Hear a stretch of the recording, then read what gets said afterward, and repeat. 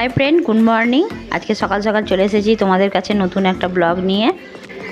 Thumbnail দেখে তোমরা বুঝতেই পেরে গেছো অলরেডি যে আমি আজকে কি নিয়ে আলোচনা করতে চলেছি।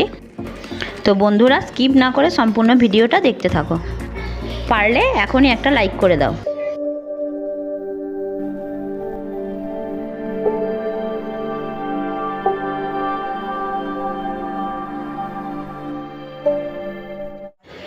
ফ্রিজ তো আমরা সকলেই ব্যবহার করি।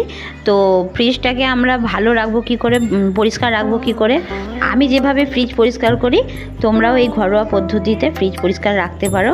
আর অতি কম সময়ের মধ্যেই ফ্রিজ পরিষ্কার হয়েছে। আমি যে পদ্ধতিতে পরিষ্কার করি তো সেইভাবে কোনো রকম ফ্রিজের কোনো ক্ষতি হয় না। আমি এখানে নিয়ে নিয়েছি একটু খাবার সোডা আর অর্ধেক পাতিলেবু। তো এইটা দিয়ে পরিষ্কার করলে ফ্রিজের ভেতরে যা গন্ধ দুর্গন্ধ সেটাও কেটে যায় আর ফ্রিজটাও ফ্রেশ হয়ে যায়। কোনো সাবান জাতীয় জিনিস ব্যবহার করলে ফ্রিজের মধ্যে অনেক দিন যাবত গন্ধটা থেকেই যায়। তো আমি নিয়েছি একটু পাতিলেবু আর একটু খাবার সোডা। তো এইটাতে ফ্রিজটা ভালোভাবে পরিষ্কার হয়ে যায়, গন্ধটাও কেটে যায়, কোনো দুর্গন্ধও থাকে না। আমি আগের দিনই ফ্রিজটা বন্ধ করে রেখেছিলাম, ডিফল্ট করে দিয়েছিলাম যাতে বরফটা গলে যায়, এতে পরিষ্কার করতে আমারও সুবিধে হয়। আমি একটু কাপড়ের টুকরো নিয়েছি, তার মধ্যে খাবার সোডা আর সামান্য 2 ফোঁটা পাতিলেবুর রস নিয়েছি যাতে সুন্দরভাবে ট্রের সাইডগুলো কালো হয়ে যায়, ওগুলো যাতে ভালোভাবে পরিষ্কার হয়ে যায়, ময়লাগুলো উঠে যায়।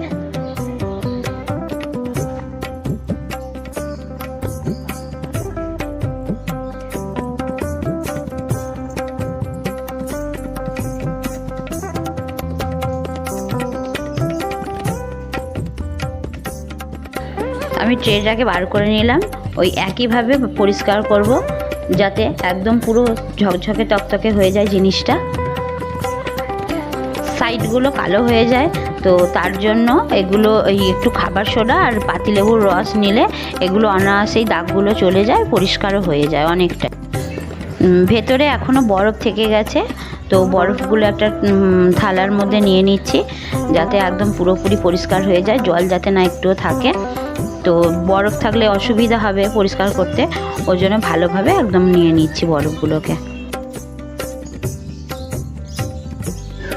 ফ্রিজের মধ্যে এখনও কিছু জিনিস থেকে গেছে, তো ওগুলো আমি রাত্রে বার করিনি, বাইরে রাখলে জিনিসগুলো আমার নষ্ট হয়ে যেত। তো ফ্রিজে তো ঠান্ডা ছিল ওর জন্য বার করিনি। এবারে সকাল হয়ে গেছে, তো আমি এখন পরিষ্কার করার জন্য ওগুলো আস্তে আস্তে বার করে নেব, তাহলে জিনিসগুলোও ভালো থাকবে, আমার ফ্রিজটাও পরিষ্কার হয়ে যাবে।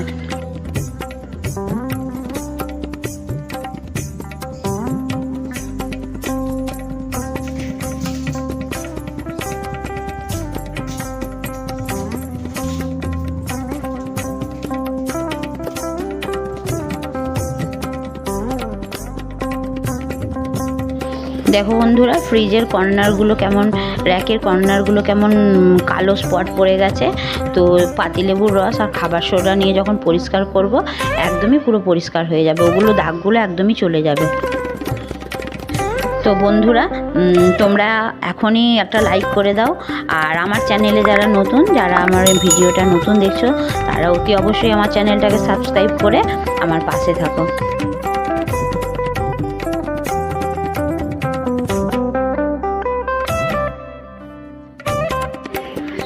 তো তোমরা দেখতেই পাচ্ছ ফ্রিজের ভেতরে কালো স্পটগুলো সম্পূর্ণ উঠে গেছে।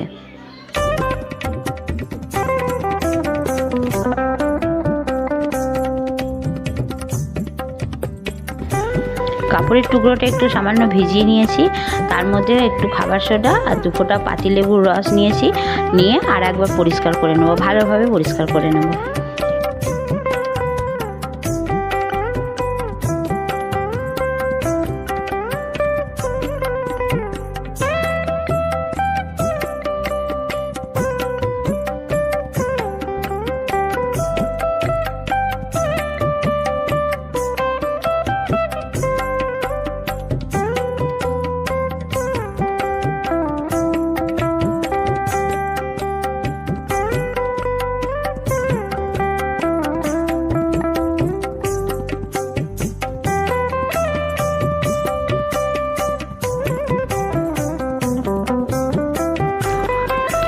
বন্ধুরা দেখো ফ্রিজের ভেতরটা কত সুন্দর পরিষ্কার হয়ে গেছে, একটুও দাগ নেই। তো বন্ধুরা আমি যেই পদ্ধতিতে ফ্রিজ পরিষ্কার করছি তোমরাও এই পদ্ধতিতে ফ্রিজ পরিষ্কার করতে পারো। তো ফ্রিজের মধ্যে কোনো দুর্গন্ধও হবে না আর কোনো নোংরাও থাকবে না, পরিষ্কার হয়ে যাবে, এটা আমি পুরো গ্যারেন্টি দিচ্ছি।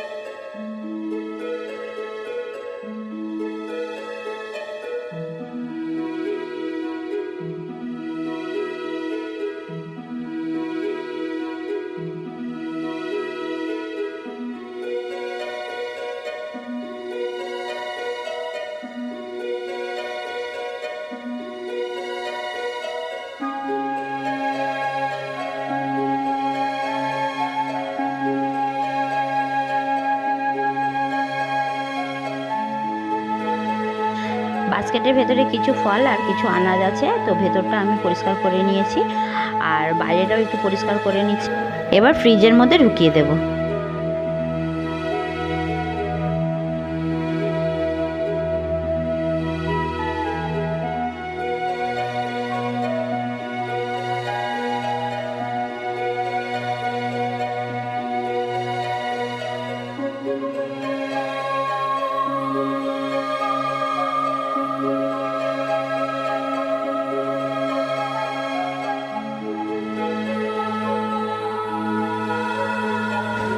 প্রত্যেকটা জিনিস আমি ভালো করে পরিষ্কার করে আবার জায়গায় সব রেখে দিচ্ছি।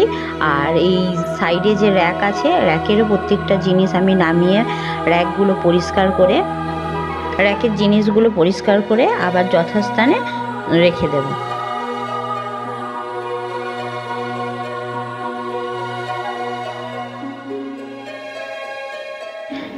যারা এখনও ভিডিওটা লাইক করোনি তারা অতি অবশ্যই আমার ভিডিওটাকে লাইক করে দাও, কমেন্ট করে দাও আর অতি অবশ্যই আমার ভিডিওটাকে শেয়ার করে দাও।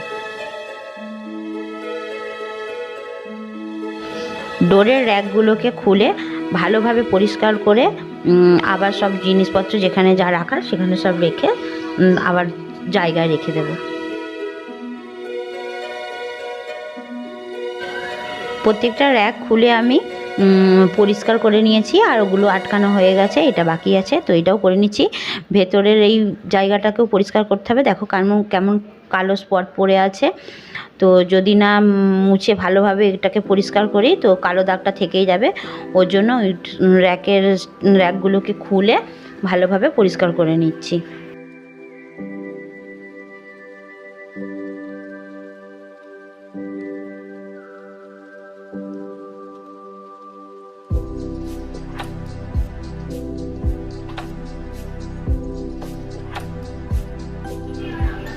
ভিডিওটা সম্পূর্ণ দেখতে থাকো, ভিডিও শেষে একটা ভালো টিপস দেবো, তো তোমরা করে দেখতে পারো। এতে ফ্রিজের মধ্যে কোনো ময়লা জমবে না, ফ্রিজের মধ্যে ধুলো ময়লা কিছুই জমবে না।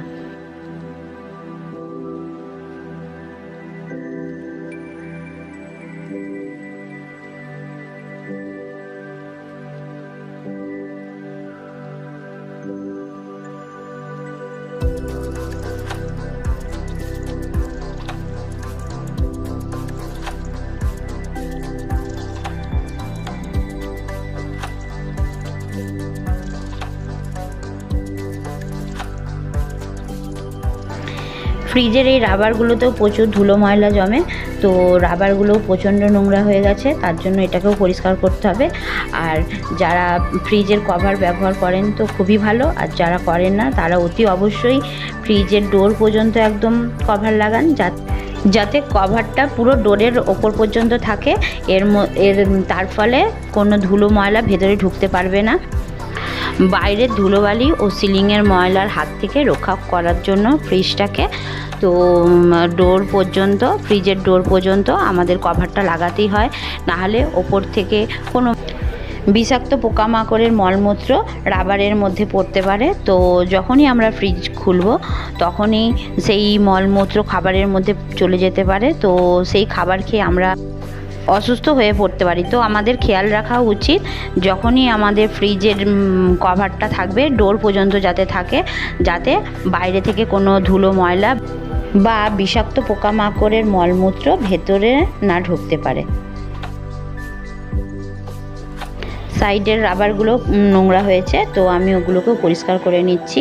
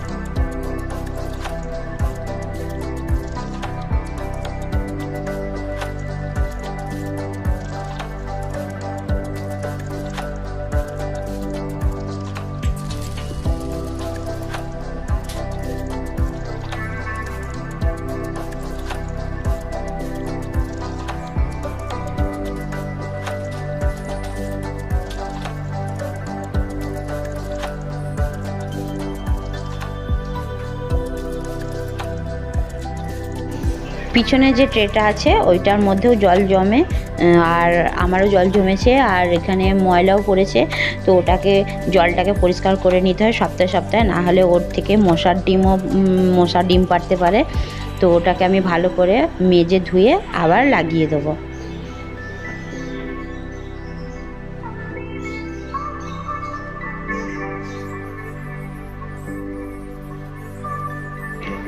ফ্রিজটা চলে বলে তো সবসময় তো পিছনটাও পরিষ্কার করা হয় না, ওপরটাই করা হয়, ভেতরটা করা হয়, কিন্তু পিছনটা একদমই করা হয় না।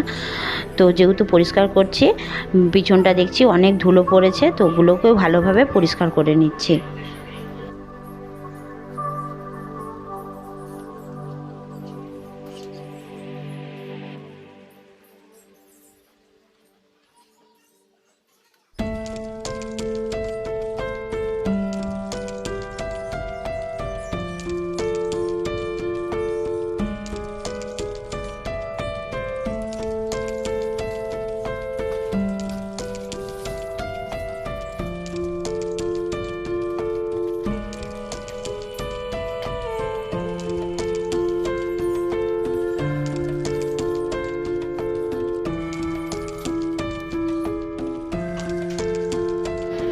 ফ্রিজ অফ করা থাকলে বা ডিফল্ট করলে যে বরফটা গলে জল হয়ে বেরোয়, যে পাইপলাইনটা করা আছে, তো সেইখানে আমি একটু ওর মধ্যে একটু খাবার সোডা দিয়েছি, আর একটা সরু তারের মতন নিয়ে একটু পাইপলাইনটাকে নিয়ে একটু দিয়ে নাড়াচাড়া করে দিচ্ছি, যাতে যদি জাম থাকে পাইপলাইনটা তো পরিষ্কার হয়ে যাবে।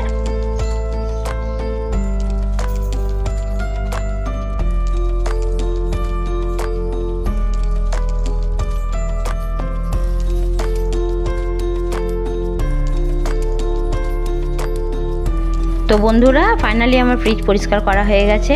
ঘরোয়া পদ্ধতিতে তোমরা দেখলে কেমনভাবে আমি ফ্রিজ পরিষ্কার করলাম। তোমরাও এটা ট্রাই করতে পারো, দেখবে খুবই কম সময়ের মধ্যে হয়ে যাবে। ভিডিওটা ভালো লাগলে তোমরা অবশ্যই লাইক করো, কমেন্ট করো, আর আমার চ্যানেলে যারা নতুন তারা অতি অবশ্যই আমার চ্যানেলটাকে সাবস্ক্রাইব করে পাশে থাকো।